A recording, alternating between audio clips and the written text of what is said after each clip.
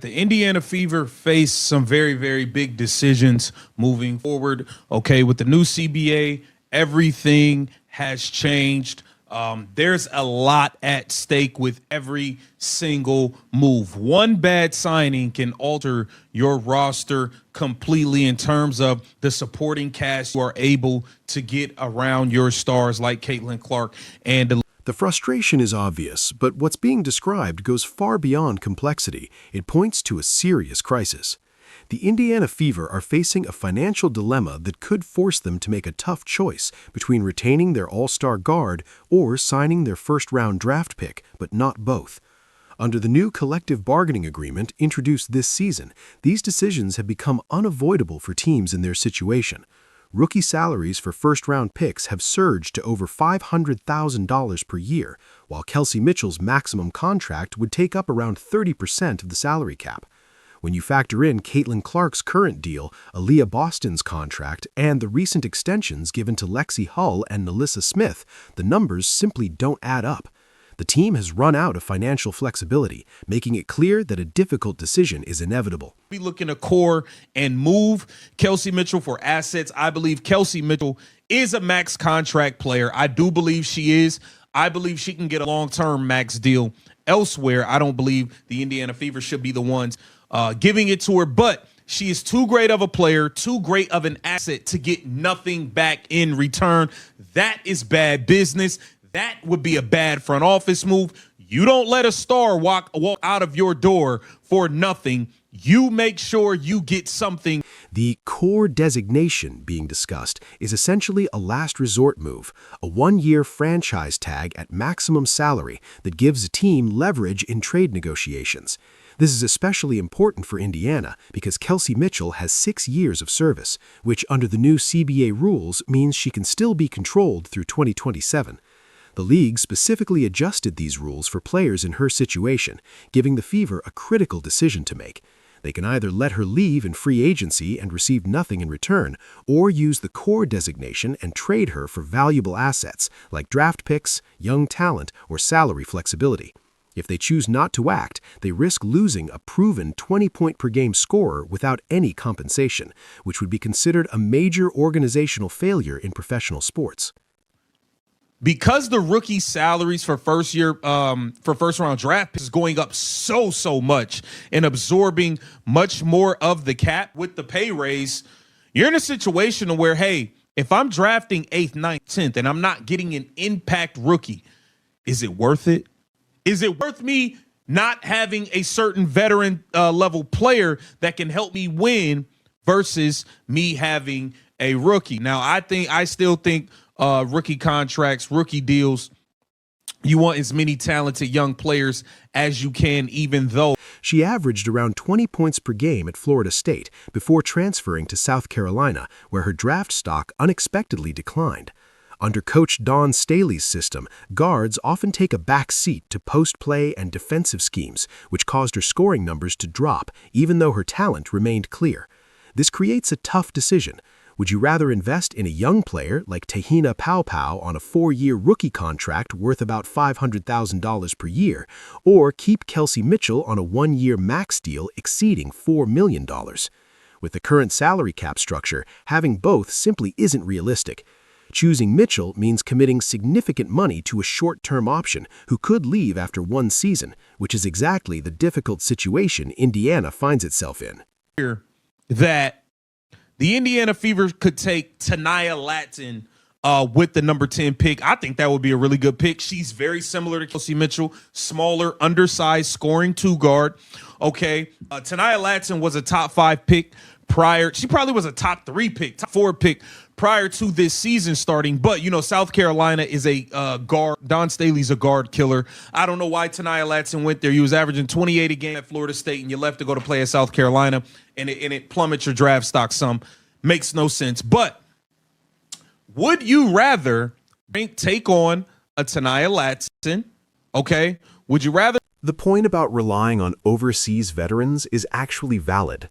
Under the previous system, signing a European player on a minimum contract used to be more costly than drafting a rookie, but the situation has now completely reversed.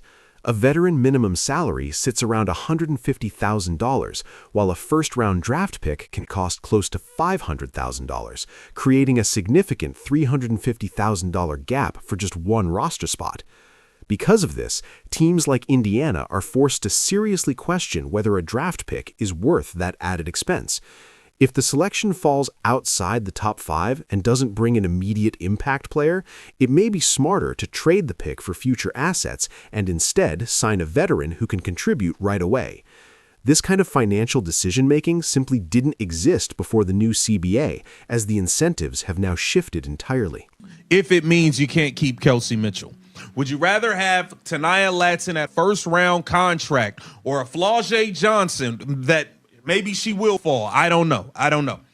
Would you rather have a Flau'jae Tania Latson on a rookie deal, or would you rather just keep Kelsey Mitchell? Because if you bringing back Caitlin, AB, Michaela Timpson, they're under contract. Okay.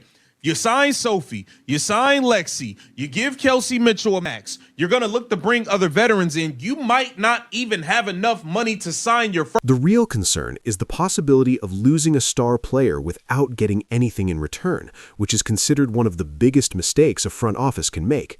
The smarter approach would be to use the core designation on Kelsey Mitchell and then actively explore trade options with contending teams. Franchises like the Las Vegas Aces, New York Liberty, or Minnesota Lynx could all benefit from adding a proven scorer, even if it's only for one season. In return, Indiana could realistically secure a late first-round pick, a promising young player, and some salary flexibility, which is far more valuable than losing her for nothing in free agency. However, making that move requires the front office to put emotions aside and accept potential backlash from fans who are attached to her. I believe our fam should be the number 1 pick for the Dallas Wings. There's a potential that they may take AZ Fudd. AZ Fudd's a good player and the Paige Beckers connection, I guess. But our fam would be my number 1 pick. The Minnesota Lynx, Olivia Miles. I think this should be the shoe-in pick. Okay, you get Olivia Miles and you put her at starting point guard. You get Olivia Miles and you put her at starting point guard. I know you got Courtney Williams, a stud bud, but I would take Olivia Miles. I would take Olivia Miles. I don't know what Courtney Williams is going to command on the open market. She's going to get some good money. She's not going to get a max, but she's going to get some good money. But I would take Olivia Miles with the number 2 pick, 1,000%.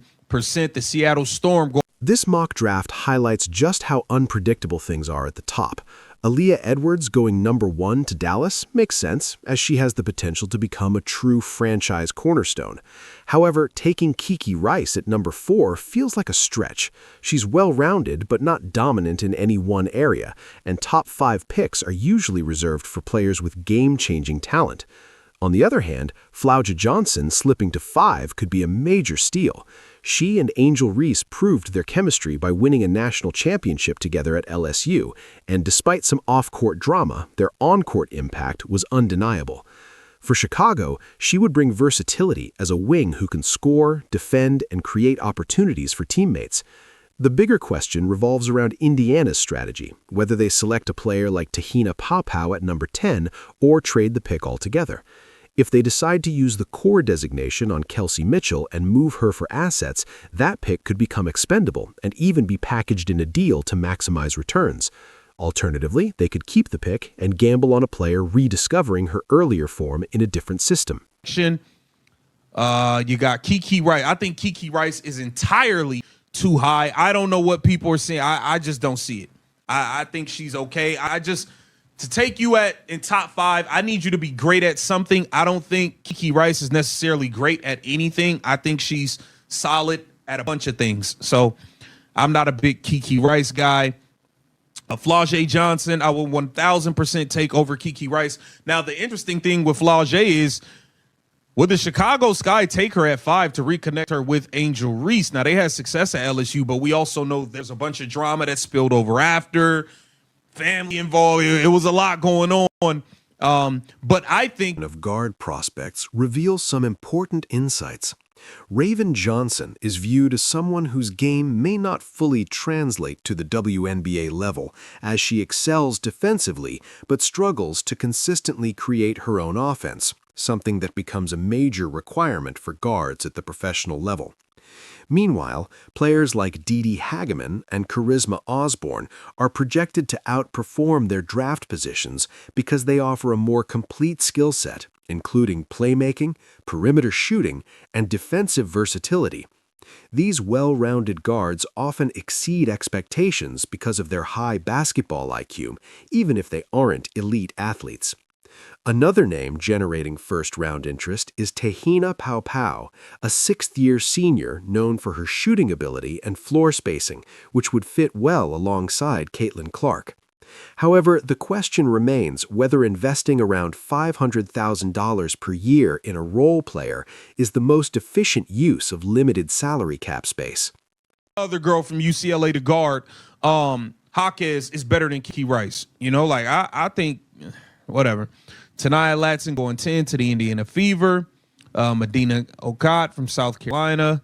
Okay, and Gabriela Jaquez. Okay, I think Gabriela Jaquez is better than Kiki Rice as well. This girl can hoop. Cody McMahon can hoop. She can hoop. She's nice. She's actually nice.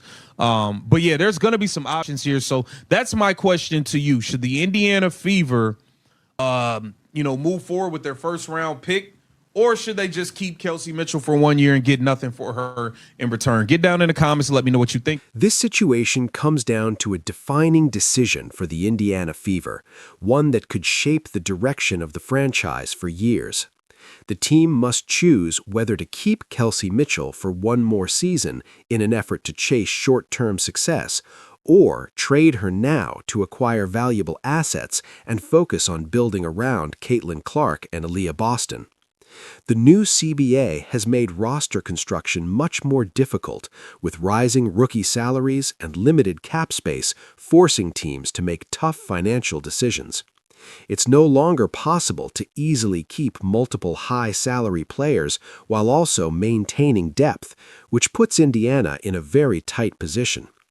If they keep Mitchell, the Fever remain competitive right away and can continue building on the chemistry and excitement she shares with Clark. However, the risk is losing her in free agency without receiving anything in return, which would set the team back. On the other hand, trading her could bring in draft picks, young talent, and much-needed salary flexibility, allowing the team to build a stronger and more balanced roster over time. This approach focuses on long-term stability rather than short-term results. At the same time, this decision is not just about strategy and numbers, it also involves emotion, loyalty, and fan expectations. Mitchell has been a key part of the franchise, and moving on from her could be difficult for both the organization and its supporters.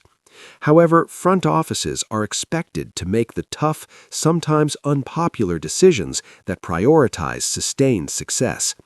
Ultimately, the Fever must decide whether to go all in for the present or to invest in a future built around their young core, and whichever path they choose will define the identity and competitiveness of the team moving forward.